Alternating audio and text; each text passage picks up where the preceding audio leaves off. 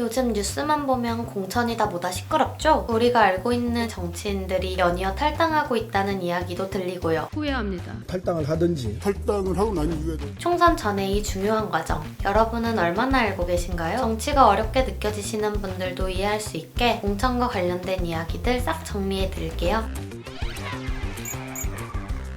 요즘 가장 많이 듣는 단어죠? 공천. 공천이란 선거 후보자를 각 정당에서 추천하는 것을 말해요. 지역구 의원과 비례대표 의원 각각 공천 신청을 받은 후 심사 절차를 거쳐 정당의 지지를 받을 최종 후보자가 정해지게 돼요. 이 공천 과정에서 심사 기준에 미달한 예비 후보를 경선조차 하지 못하도록 배제하는 게 바로 컷오프입니다. 그럼 일단 비례대표 공천 과정부터 자세히 알아볼까요? 비례대표 의석은 폐쇄형 정당 명부제로 정해집니다. 각 정당의 공천 과정을 통해 사전에 비례대표 순번을 결정한 후 얻은 의석수에 따라 의원이 정해지는 거죠. 때문에 앞에 순번을 확보하는 게 중요해지는데요. 이 순번까지도 모두 정당에서 정하게 됩니다. 엥? 이건 너무 주관적일 수도 있는 거 아니야? 그래서 이 과정에 국민 참여가 가능하게 하는 경우도 있어요. 또한 후보자 추천 시 50% 이상, 매 홀수 순위마다 여성을 추천해야 하는 공직선거법도 있습니다. 하지만 정당의 의견이 지배적으로 반영되는 비례대표 공천 과정의 투명성과 신뢰성에 관한 의문은 꾸준히 제기되고 있어요. 다음은 비례대표보다 더 큰 비중을 차지하는 지역구 의원 공천. 지역구 의원의 경우 여러 명의 예비 후보자가 경쟁하게 될 경선 지역을 정하게 됩니다. 물론 특정 지역에 출마하겠다는 예비 후보자가 한 명일 경우나 격차를 크게 벌릴 수 있을 법한 경쟁력 있는 후보가 있을 경우엔 경선 없이 단수로 추천되기도 합니다. 제22대 총선에서 양당은 어떤 요소를 중심으로 공천 심사를 진행할까요? 먼저 국민의힘은 여론조사를 통한 경쟁력, 도덕성, 당 기여도, 당무감사, 면접을 합산한 결과로 판단해요. 이 중 하위 10%에서 30% 후보자는 경선 득표율이 20% 감산되고 하위 10%는 컷오프가 됩니다. 더불어민주당은 정체성, 기여도, 의정활동 능력, 도덕성, 당선 가능성, 면접을 기준으로 판단한다고 해요. 또 심사 결과 하위 10% 후보자는 30%, 하위 20% 후보자는 20%의 경선 득표율을 감산합니다. 컷오프가 유력해지는 거죠. 최근 더불어민주당에서 컷오프된 현역 의원들이 공천 과정에 대해 이의를 제기하거나 탈당을 선언하기도 했어요. 앞서 말한 국민의힘과 더불어민주당 둘 다 심사 기준은 비슷하고 뭐 딱히 이상한 건 없잖아요. 근데 뽑힐 거라고 예상됐던 의원들이 컷오프 당했어요. 이러면서 당대표 이재명의 사천 논란이 발생하게 됐고요.